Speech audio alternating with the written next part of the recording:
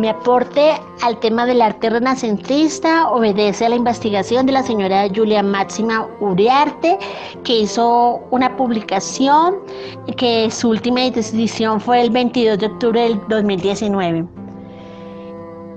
En esta parte, que es un resumen muy completo, encontramos definiciones muy sustanciales. ¿Qué es el arte renacentrista? Básicamente es un movimiento artístico que ocurre en el periodo entre el siglo XV y el siglo XIV, siglo XV, pero también se reconoce que viene desde antes la influencia, desde el siglo XIII y desde el siglo XIV. Esto se dio en la Edad Media y en la Edad Moderna. En el arte renacentrista encontramos que se intentó retomar los contextos artísticos grecorromanos y se volvió a resaltar los ideales de la Edad Antigua. Las características de esta época se dividieron en dos etapas: en cuatro centro, siglo XIV, y el quinto centro, siglo XV. En el primero se investigó sobre las construcciones y monumentos, tanto romanos como griegos, y se habló de la perspectiva de la pintura al óleo.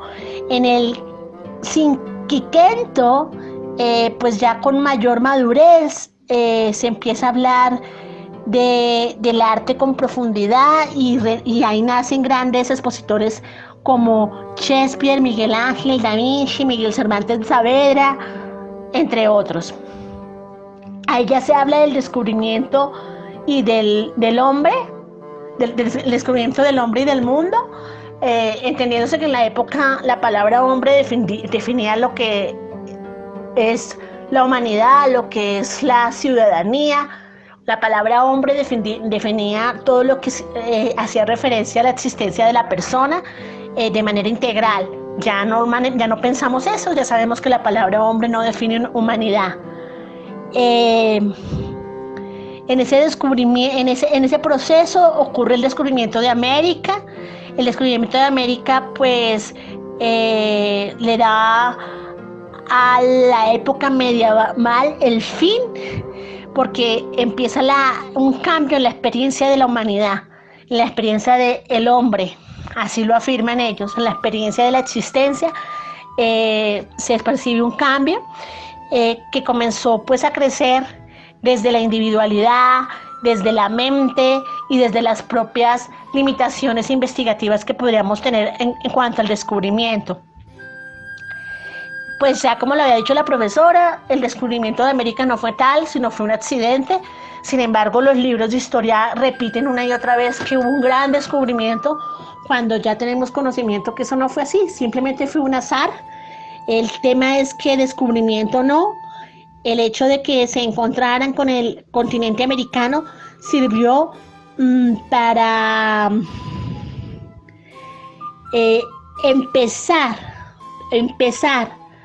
a tener un cambio de pensamiento, y en esta época pues el hombre o la persona empieza la búsqueda de nuevos conocimientos, empieza a darse cuenta de la necesidad del saber y empieza a despertarse ya una sociedad ávida de conocimiento, tanto del mundo como de la mente. La religión pierde poder social, pero sigue siendo importante. Ahí se divide la religión entre el hombre, ahí se divide el poder social entre la religión y el hombre. Bueno, en palabras de hoy, la religión y las personas. Y ahí se divide el tema de la razón y el tema de la fe. Son dos cosas distintas, caminan de manera diferente, ya no van ligadas, ni la una depende de la otra. En el arte renacentrista, obviamente empiezan a ocurrir cosas interesantes, porque se levantan figuras de ángeles, de apóstoles y de Dios, y se hacen pinturas muy espirituales, pero son pinturas que ya no ubican a la razón o al pensamiento como algo impuro, sucio, pecaminoso, prohibido, sino que el conocimiento empieza a ganar terreno en la sociedad, y el prestigio es importante. La religión pasa a un segundo plano sin perder poder, simplemente se divide la importancia social de lo humanista y lo religioso. Ya no caminan de la mano. Ya se piensa en el sufrimiento de las personas, el sufrimiento del hombre, teniendo en cuenta que la época habla de hombre para referirse a personas o humanidad. En esa época el sufrimiento era considerado una consecuencia del mal, del comportamiento de la persona frente a Dios. El arte renacentista nació cuando ese pensamiento estaba cambiando, y a partir de esa etapa la persona sufre por falta de capacidad, sufre por su ignorancia y por su propio actuar erróneo. Pero eso ya no es un castigo divino, es consecuencia de sus actos, tiene nada que ver con lo divino ni con Dios. Viene ya el arte clásico, en ese mismo proceso pues nace o resurge el arte clásico, que es la imitación de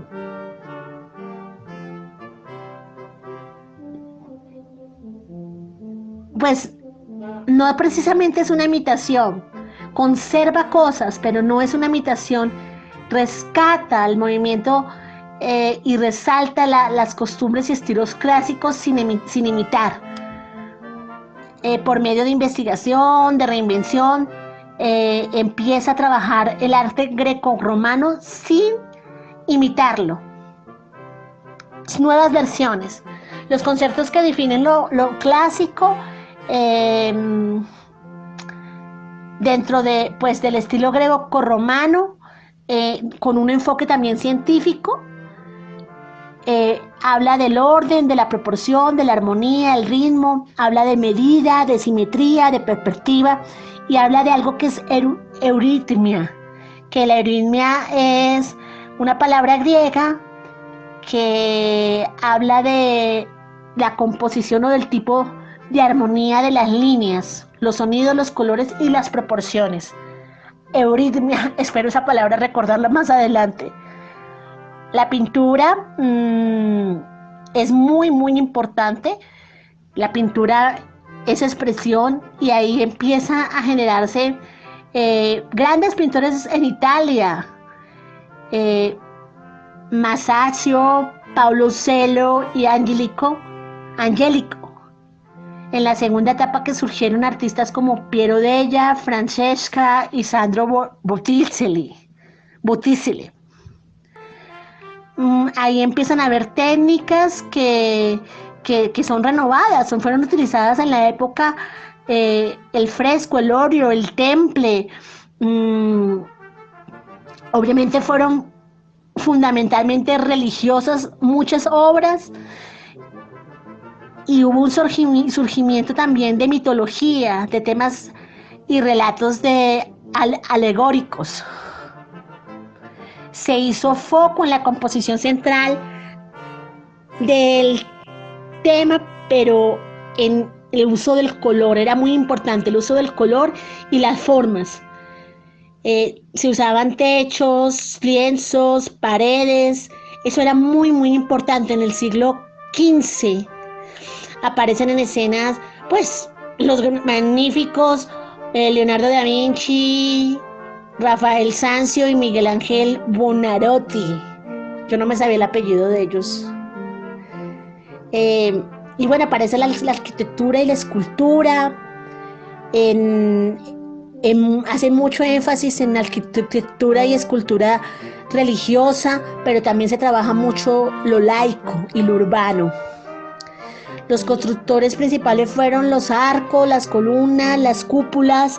Fueron considerados elementos decorativos que se utilizaron con medallones, almohadillos, guirnaldas, pilastras como decoración. Era fantástico pensar en grutescos, que la verdad no tengo muy en claro estas técnicas, pero según lo que entendí, era un arte religioso, pero al mismo tiempo humanista, con diferentes técnicas, y lo sorprendente era la falta de herramientas para hacer esos trabajos tan perfectos, y aún así lo lograban.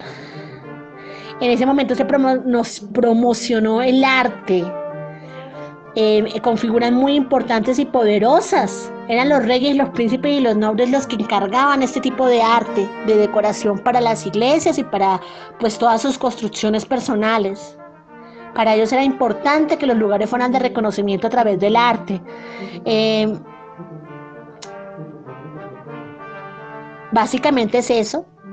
Influyeron en el concepto del Renacimiento, pues actos como el descubrimiento de América, la ruptura del cristianismo con los pensamientos protestantes, y bueno, eso es todo.